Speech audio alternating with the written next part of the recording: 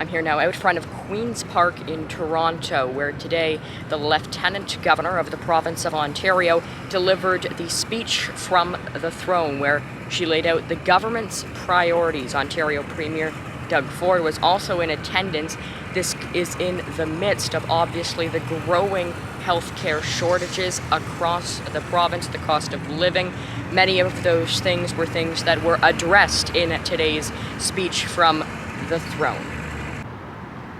Today at the legislature, not only was a new speech from the throne delivered by the Lieutenant Governor of the province, but also at Queen's Park today, the Minister of Finance, Peter Bethlenfalvy, retabled the government's budget. The minister retabled the budget just after the speech from the throne. The budget is the one that was introduced in late April, but ultimately did not pass due to the election campaign. The finance minister spoke with reporters about the budget.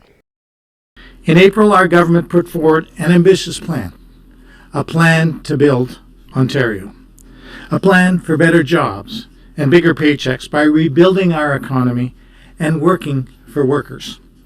And this plan came with a promise that under the leadership of Premier Ford, we will get it done. One topic of concern at the legislature today was Odsp rates. The Minister of Finance's office did release a statement which reads in parts, to help those who qualify for disability support, the government is delivering on its commitment to increase the rate for income support by 5% beginning in September of 2022. However, there are many elected officials at Queen's Park who say that is simply not enough and who say that the government should increase it even further. For the most vulnerable, leading the charge to double Odsp rates. The government's plan to increase rates by 5% will mean people will still live in legislated poverty. The interim leader of Ontario's NDP, Peter Tabuns, would like to see additional action to address the healthcare shortages. Here's my interview with him. Peter, how satisfied were you with what you heard as it relates to the Ford government's throne speech today? I wasn't satisfied at all. As you know, in Ontario, people are in really tough shape. We've got a healthcare crisis. People are finding emergency rooms are closed. People are finding that they can't afford to keep a roof over their head. They can't afford groceries. And this budget, this throne speech is not going to deal with that. So not satisfied at all. Just very quickly before you go, is there anything that you would have liked to see that perhaps you didn't get to see? Well, yes. I would have liked them to say Bill 124 is going to be abolished this week, which is something they actually could do. I'd like them to say that they're going to take on gougers who are profiteering off people and driving up the cost of living. I didn't see that here. I'd like them to say that they're going to take real climate action. I didn't see any of that either. All right, well, Peter Tabuns, interim leader of the NDP, thanks again. Pleasure, Wyatt. Thank you. The CEO of the Registered Nurses Association of Ontario also weighed in on the shortage. Of course, the throne speech that was just delivered, how satisfied are you with what the Ford government delivered? Well, I think the tone of the throne speech was a nice tone. You saw we need to work together. You saw the acknowledgement of the shortages of workforce overall in Ontario, but the need for them. So that's where it comes, the issue of fastening the processing of the 26,000 nurses that are waiting to be processed in Ontario. And the minister, as you know, gave an ultimatum of 2 weeks to the Ontario Medical Association and to the regulatory body of doctors and nurses. So we hope that processing will fasten. Thank you very much. Thank you. Joining me now is the interim leader of the Liberal Party of Ontario, John Fraser. John, thanks so much for speaking with me once again. Let's just start out. Obviously, the government is going to be talking a lot about their priorities, a lot about what they would like to get done. Obviously, get it done was their campaign slogan in the last election campaign. From your perspective as interim Ontario Liberal Party leader, what would you like to see the Ford government move forward on in their coming days, weeks, and months in government? Well, I think right now we have the most important thing facing Ontario is the crisis we have in human resources and healthcare. So we don't have enough people to care for people who need care. And it's a very serious situation. You've seen emergency rooms close in more than a couple dozen hospitals for some time across the province. We know the same pressures exist in long-term care and home care and retirement homes. And so the government needs to move to address that issue. They need to repeal Bill 124. And that's important because nurses are leaving at twice the rate that they normally do. Bill 124 is a big reason for that. It's not just about the money, it's also about respect. There's no real plan for the environment in this budget or the budget that we saw tabled. The government needs to get serious about that. Affordability, rents are going up and up and up. We need real rent control in this province. And people who are on things like the Ontario disability, they need to see an increase. People can't put food on the table. Those are the things that the government, amongst other things, will have to do. And you mentioned, people putting food on the table. That's an issue that is relatively something that many Ontarians are feeling. What should the Ford government do specifically on affordability and on the cost of living? Well, I think one of the big things we'll find is the cost of housing and the availability of housing are really serious issues for people. They affect people's ability to put food on the table. With ODSP, our party had said at the time of the election it should increase by 20%. I think that should happen right now. I think the government should end the clawbacks that they have, or at least raise the limits, because they lowered the limits, clawing back money from people who are working, who are also on assistance. It's and we need a more sustainable solution for those people who need the support. I know the federal government's talked about a federal disability program. Well, we have to have a serious conversation about basic income. Basic income makes sense, makes it more straightforward and simple for people who are on assistance, but also for governments. We make assistance really complicated for people, and that's something we need to have a conversation about. And there are people from all parties who support that idea. And when you look at the Ontario Liberal Party, obviously yesterday your party unveiled its new critic roles and some of the way it unveiled the team in which the Ontario Liberal Party would operate, I guess you could say, in the months to come. What role does your party play, and what role do you as the interim leader play in ensuring the Ford government does act on those issues? Well, that's what our job is here. Our job is to ask the tough questions. And not just to ask the tough questions, but to provide solutions as well, too. And we did that in the last session. We were very effective. People said there's not enough of you. Well, there were enough of us. And so our caucus, we have 4 new members, really 6 because Lucille and Stephen have only been here for a couple of years. So we have a lot of energy. We've got Dr. Shamji, who's an emergency room physician. We have financial executive Stephanie Bowman, Mary Margaret McMahon, who's from here in Toronto, BGC York, who's a strong advocate for the environment. He's been a city councillor. Ted Chu, who's been an MP for Kingston. And so he's also a physicist and a banker. And so we have a really strong caucus. I put them up, pound for pound against any other caucus member. I don't want to. I think we have the strongest caucus per capita. That's the best way to put it. There's only 8 of us, but we can get the job done. And just lastly, you've mentioned the healthcare issue, the healthcare crisis. I want to ask you about something Health Minister Sylvia Jones said yesterday. She was in a press scrum with media, and she said she's not sure whether or not Ontario is actually in a crisis yet at this point. Your response to that? Well, we are. If you lived in Vanier in Ottawa and you needed to go to an emergency room and had to drive an extra half an hour last weekend, that's a crisis. If you were in Carleton Place last weekend and you had to go to an emergency room and it wasn't there for you, that's a crisis. If you're in a long-term care home and there's not enough people to take care of you, that's a crisis. It may not be a crisis for all of us, but it's a crisis for some of us. And it could just as easily be you or me that needs that care and that it's not there. That to me is a crisis. I don't think the minister really understands the depth of the challenges that we're facing across our healthcare system. ER closures, they're very visible. They're very apparent. They're easy to point to. It's harder to point to what happens when Mrs. Smith doesn't get her home care worker she needs that morning for 1 hour. Yeah, so it's hard to see those things, and I think the minister's job is to be able to see those things, and I don't think she's seeing them very clearly right now. All right, Interim Ontario Liberal leader John Fraser. John, thanks for your time as always. Thanks, White. Joining me now is the leader of the Green Party of Ontario, Mike Schreiner. Mike, thanks so much for joining me. Let's start out. Obviously, the healthcare crisis is something that many people will be watching for. The speech from the throne, many people expecting healthcare to be a very heavy issue and an issue that many people will be speaking about various policies coming forward on the issue of healthcare as to how the government can hopefully make it better than it currently is. Many people are expecting that, many people are wanting that. What would you, as leader of the Green Party of Ontario, like to see the Ford government do in terms of addressing healthcare and the issues around it? I mean, Health Minister Sylvia Jones said yesterday in a media scrum that she's not sure you can call it a crisis yet. So, I mean, what's kind of your reaction to that? And again, what would you like to see? Well, I think it's just outrageous that the health minister is so out of touch with what's happening in our healthcare system right now that she's not even acknowledging that we have a crisis. I mean, my goodness, we've had 2 years of the worst pandemic we've had in a century. We're now having an unprecedented number of emergency rooms being closed. And for the Premier and the Health Minister to blame it on the federal government, blame it on nurses who desperately need a holiday, just shows how out of touch this government is.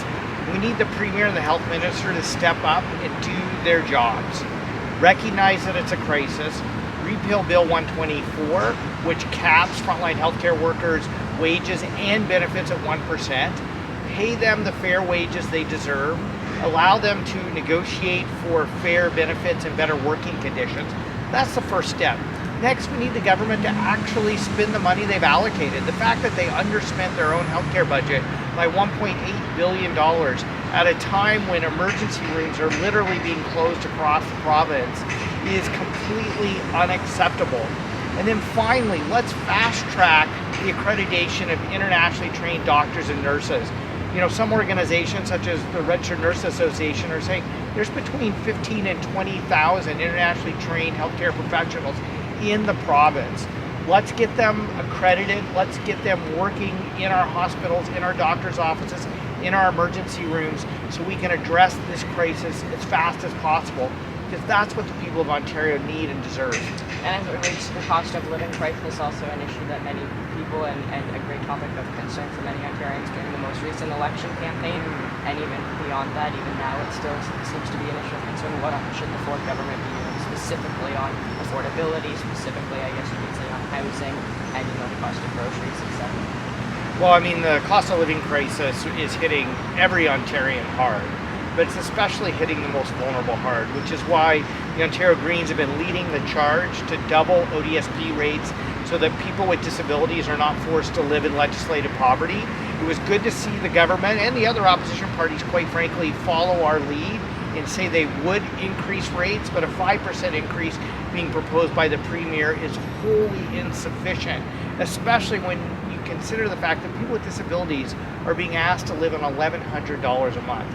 That's just impossible to pay the rent, put food on the table, and just even meet your basic necessities.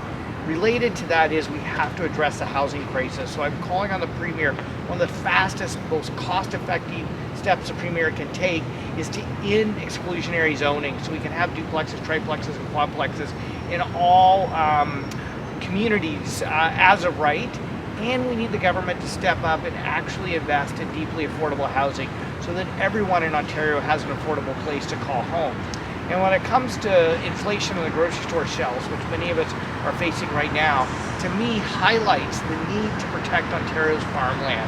The fact that the government has an agenda to pave over thousands of acres of farmland at a time when it's never been more clear of why we need to protect our farmland, support Ontario food and farmers so we can keep food on the shelves that's affordable for people. And as it relates to climate change and the environmental concerns and the environmental issues, obviously something the Green Party has ran on numerous times, ran strong policies on that in numerous elections, as something the Green Party seems to be most proud of.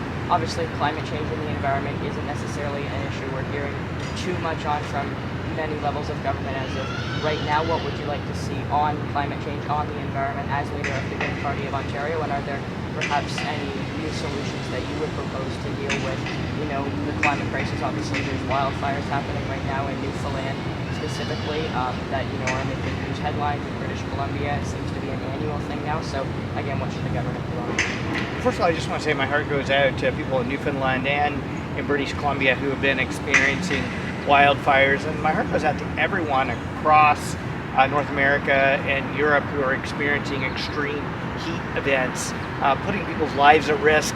I look at what's happening in North Africa and the Middle East when it comes to 4 years now of drought, which is causing famine in some places. So the climate crisis is here. The world is literally on fire.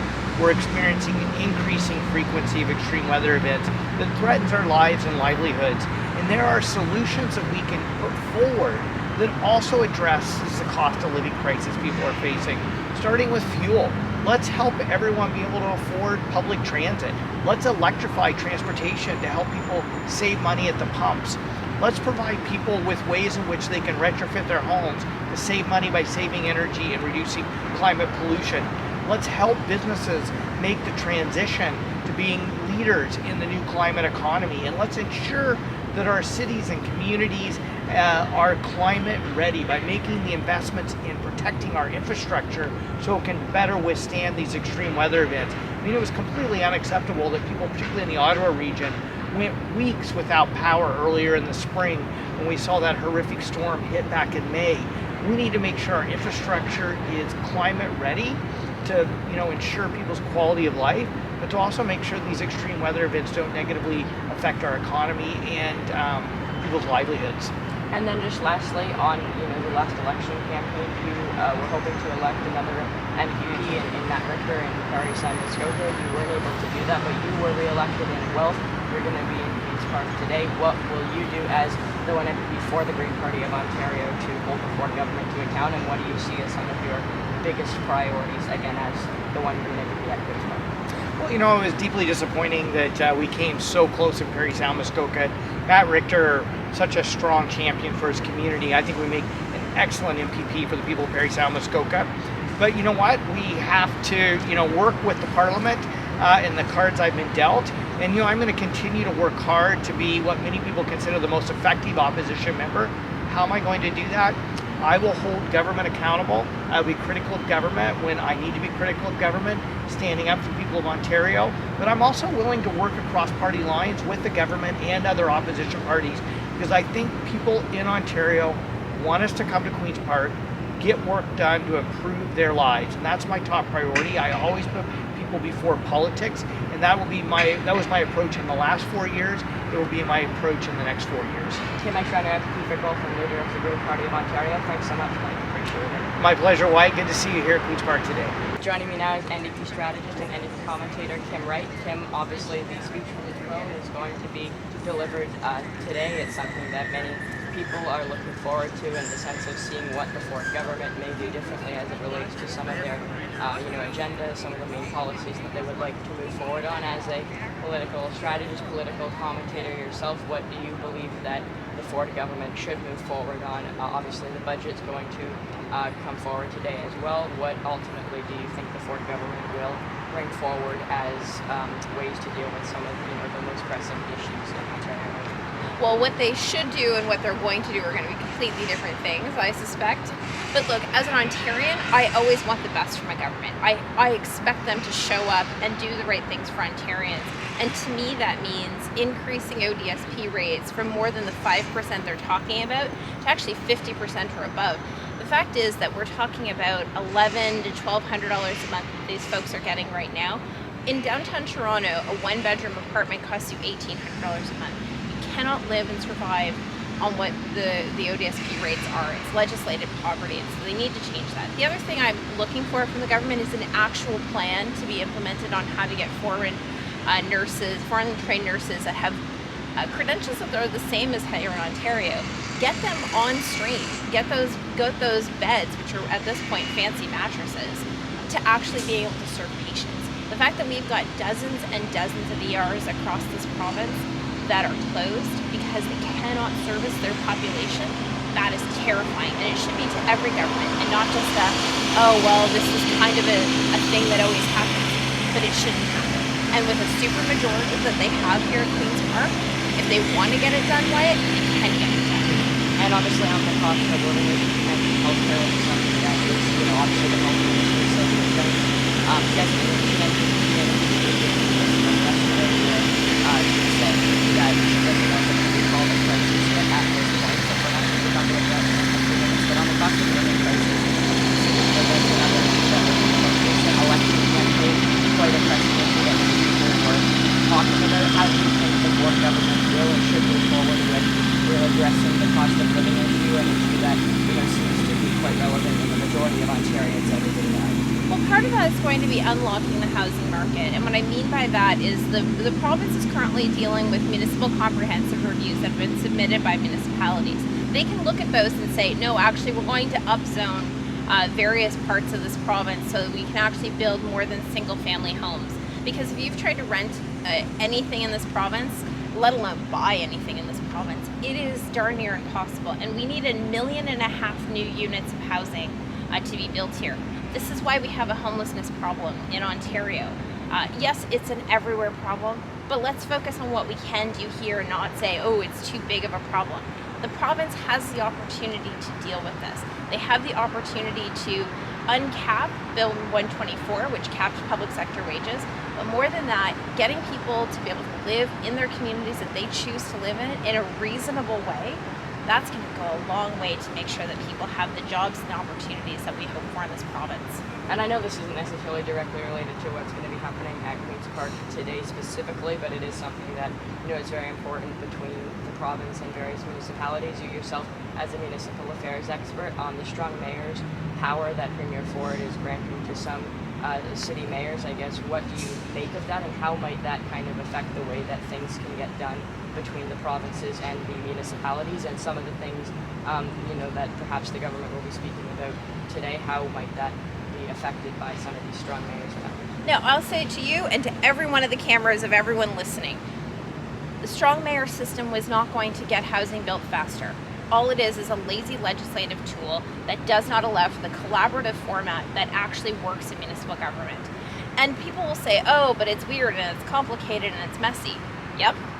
So is making actual decisions and not just dictating what should happen. Because if any mayor in this province actually wanted to get things done in their home community, they can. They just need to go talk to their councillors. That's actually what we should be striving for. Good decision making. That isn't more finger pointing and more advocacy campaigns, but actually good governance and good opportunities to build our communities. That strong mayor system that they're talking about only works on TV. It only works sort of, kind of in some U.S. jurisdictions, but really it's about how does that person in the mayor's chair work with their council and work with their communities to get the priorities done. And if they don't want to do that, then they're going to have complete bickering. But this notion that that municipal government isn't efficient, the City of Toronto City Council dealt with 480 some odd items in one meeting of council, of varying size and complexity. It's pretty efficient to me, Wyatt, and I think it would be to anyone else. And so this notion that we need this new legislative power and we should try it out in Toronto and Ottawa doesn't actually work. And maybe you like the person in office now, but what comes next? Who's the next? And when we're setting up systems of democracy and systems of government, it has to work for today and for 20, 30, 40 years down the road. That's what I'm looking for. I don't think I'm going to see it, but gosh, I've got some options for how they can enhance the Municipal Act to actually serve people, but the strong mayor system isn't one of them. All right, Kim Wright, thanks so much for your time. Thanks for having me. Joining me now is the NDP finance critic, Catherine Fife. Catherine, thanks for joining me. Let's just start out with, obviously, the Ford government is retabling its budget today, and the speech from the throne. Obviously, the budget was initially presented before the election, so obviously that meant it wasn't able to pass in time. What would you like to see from the Ford government in their throne speech? This budget needs to course correct. It needs to recognize that the healthcare system is in complete and utter crisis, and that education deserves the investment to make up for 2.5 years of crisis and turmoil in that sector. Bill 124 is a key piece of moving forward in healthcare. It needs to be repealed, and frontline healthcare workers need to be respected.